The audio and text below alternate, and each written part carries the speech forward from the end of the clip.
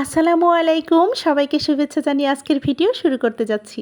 আজ আপনাদের সামনে রান্না নিয়ে আসিনি। আমার কিচেন রেকটা কিভাবে ডিপ ক্লিন করে অর্গানাইজ করে নিয়েছি সেটাই আপনাদের সঙ্গে শেয়ার করতে যাচ্ছি। আশা করি ভিডিওটা ভালো লাগবে। ভালো লাগলে অবশ্যই লাইক, কমেন্ট, শেয়ার করতে ভুলবেন না। আর নতুন বন্ধুরা চ্যানেলটাকে সাবস্ক্রাইব করে আমার পাশে থেকে যেতে পারেন।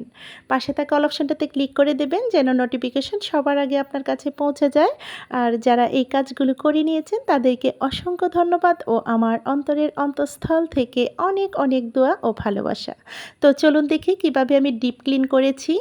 সবার প্রথম দেখতে পাচ্ছেন একটা প্লাস্টিকের কিচেন রেক। এটা যথেষ্ট পরিমাণ নোংরা হয়ে গেছে। আমার ঘরে একটু মিস্ত্রি কাজ করেছিল, সেই জন্য একটু সেই সুবাদেই কিন্তু ময়লাটা আরও বেশি হয়েছে। আর বিশেষ করে ঈদুল আজহা আসছে, এখন আমরা সব কিছুই ডিপ ক্লিন করে নিচ্ছি। তার সাথে আমার এই প্লাস্টিকের কিচেন রেকটাও ডিপ ক্লিন করে নেব, আর সেটাই আপনাদের সঙ্গে শেয়ার করতে যাচ্ছি। এখন আমি এখানে 2টা ট্রে খুলে নিয়েছি, আর যা সরঞ্জাম ছিল এই কিচেন রেকটাতে সমস্ত সরঞ্জামগুলো আমি অফ ক্যামেরাতে নামিয়ে নিয়েছি।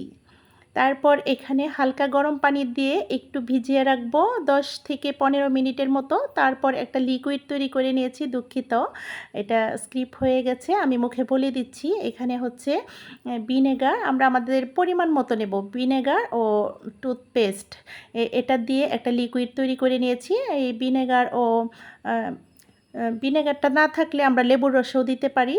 এটা হলে হয় কি, এই সাদা জিনিসটা আরও বেশি চকচকে করে। আর ভিনেগারটা দিলে হয় কঠিনতর যে ময়লাগুলো উঠে যায়। তাই আমরা এই লিকুইডটা দিয়ে ধুতে চেষ্টা করব। ডিটারজেন্ট পাউডার দিলে কিন্তু এই রঙের কালারটা একটু অন্যরকম হয়ে যেতে পারে, ব্যতিক্রম গ্লেজটা চলে যেতে পারে, হ্যাঁ, গ্লেজি ভাবটা চলে যাবে। তাই আমরা এরকম একটা লিকুইড তৈরি করে নেব। তারপর এখানে পর্যাপ্ত পরিমাণ নর্মাল পানি দিয়ে ধুয়ে নিচ্ছি। দেখতে পাচ্ছেন স্ক্রাবারের সাহায্যে কিন্তু আলতো ঘষাতেই সমস্তটাই দেখছেন কতটা নোংরা ছিল আর কতটা পরিচ্ছন্ন হয়ে গেছে অল্পতেই। খুব ডলা মাজা করতে হবে, যে কষ্ট করতে হবে তেমন কিছু না।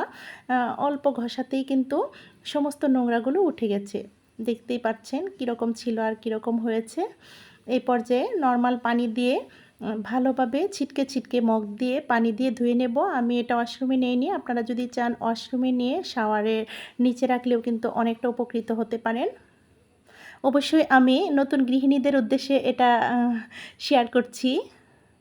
অনেক নতুন গৃহিণীরা আছেন এরকম কিচেন রেকগুলো কিভাবে ক্লিন করতে হবে সেটা বুঝে উঠতে পারেন না। তাদের যদি কিছুটা হলেও উপকারে আসে সেটাই মাথায় রেখে আমি এটা শেয়ার করতে যাচ্ছি।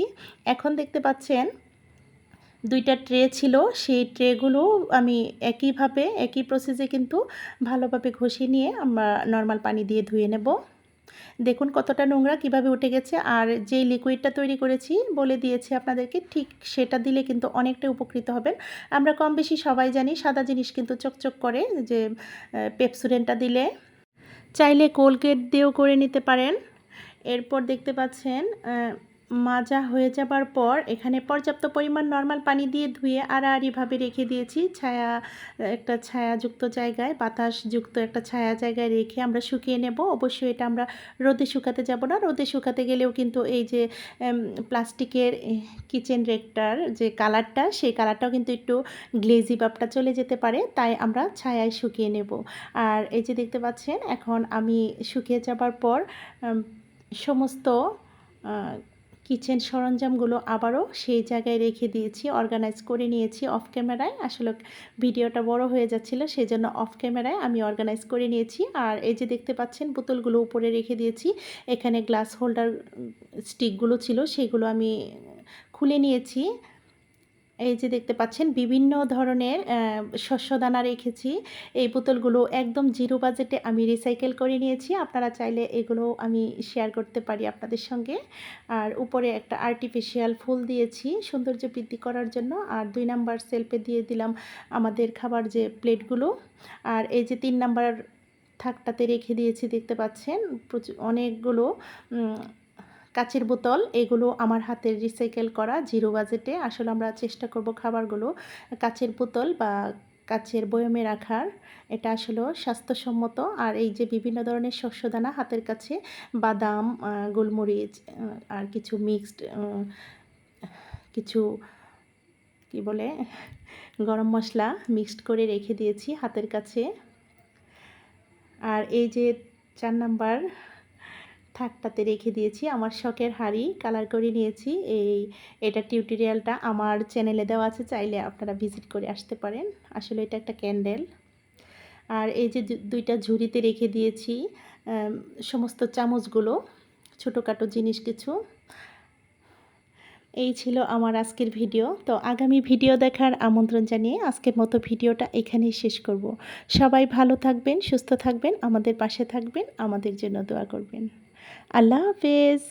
আসসালামু আলাইকুম।